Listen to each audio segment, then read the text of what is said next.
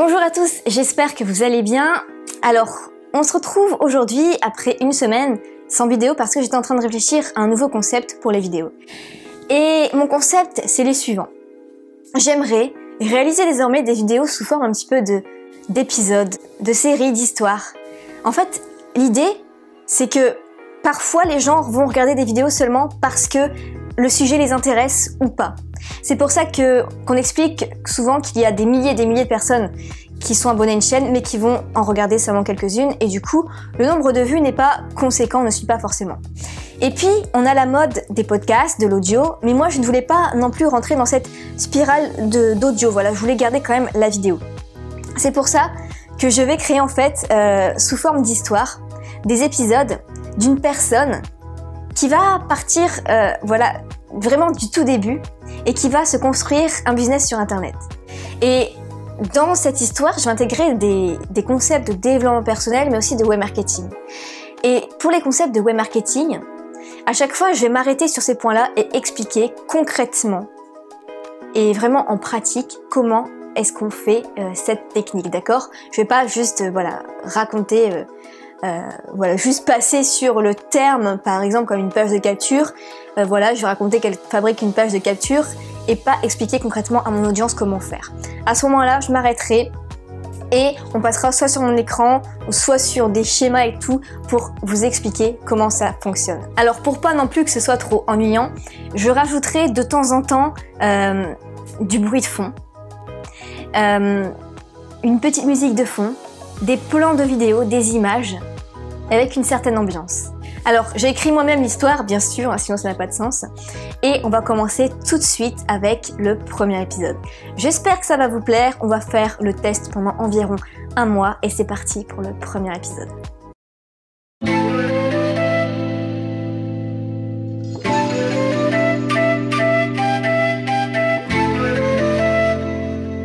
Un peu d'effet ombré sur les paupières et me voilà enfin prête pour la fête. Ce soir, nous sortons dans un petit bar-restaurant avec mes amis. Il faut dire que, du haut de mes 34 ans, sortir me fait un bien fou, mais jamais très tard, car je n'ai plus l'énergie de mes 20 ans.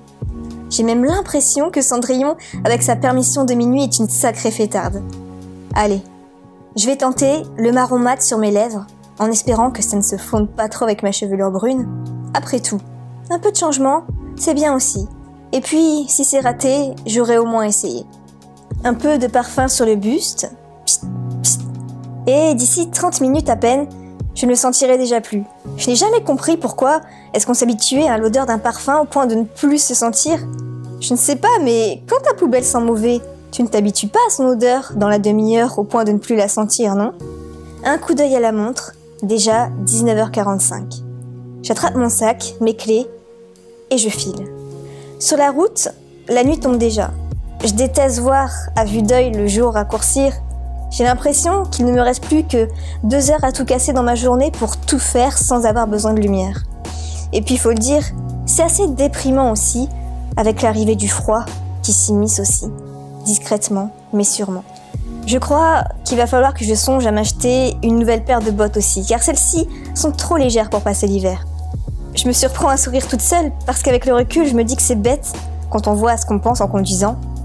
Et celui dans son Audi, avec sa femme là, ça se trouve il est en train de se demander s'il est arrivé à l'épisode 3 de sa série Game of Thrones, alors que sa femme est en train de se demander si le t-shirt qu'elle a mis ne la boudine pas un peu trop.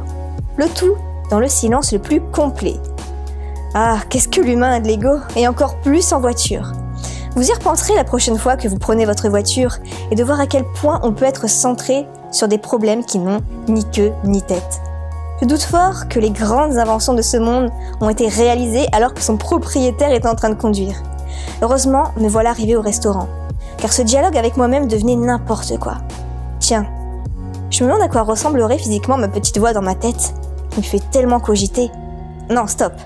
Garde-toi et va enfin parler de choses sensées avec de vraies personnes, espèce de schizophrène.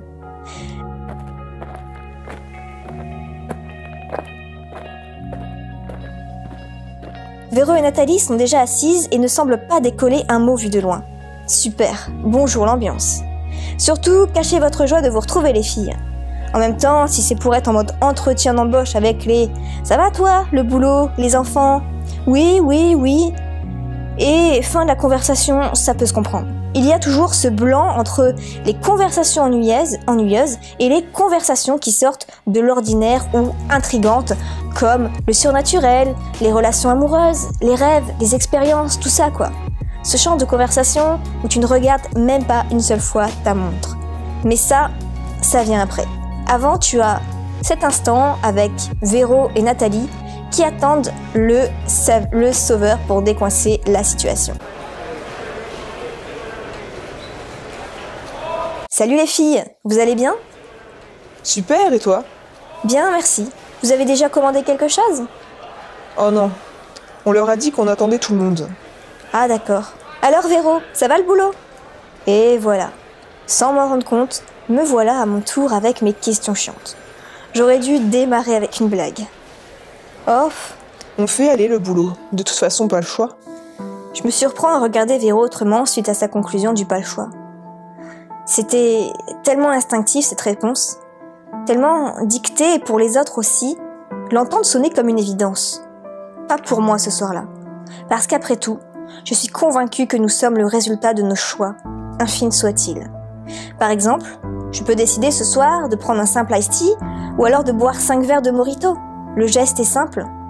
Commander, mais les conséquences peuvent être dévastatrices, comme causer un accident de voiture.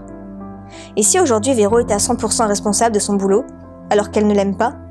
Par exemple, si on remonte aux études supérieures, peut-être n'avait-elle pas suffisamment la motivation pour faire de grandes études, ou tout simplement, elle ne s'en sentait pas capable. Je crois qu'à 18 ans, ce petit choix d'orientation est simple, mais peut avoir de grandes conséquences sur notre bonheur.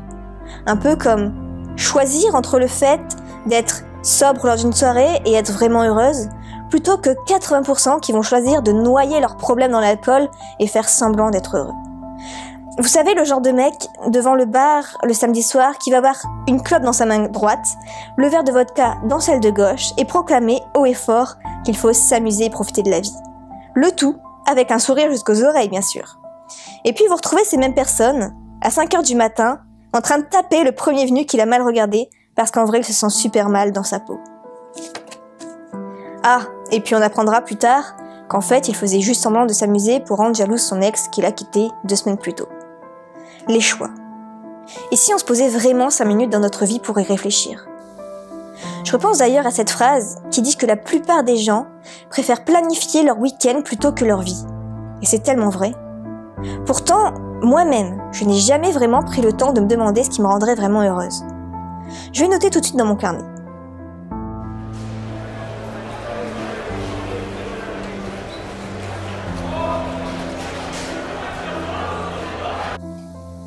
Mademoiselle, s'il vous plaît, crie le serveur. Emma, alors, tu prends quoi à boire? Désolée, j'étais dans mes pensées. Je vais commander... Ah tiens, le cocktail saveur de la vie. Tu pensais à quoi comme ça, Emma? Je n'ai même pas le temps de répondre que soudain mon portable se met à vibrer. Un message de Nicolas. Ma poitrine se resserre. Je me sens compressée. J'ai le cœur qui vient de prendre 20 kilos. Et je repose le téléphone avec un regard complètement vide. Pourtant, rien de si alarmant, et mon inquiétude grandit à chaque seconde. Je repasse en fil son message dans ma tête qui dit «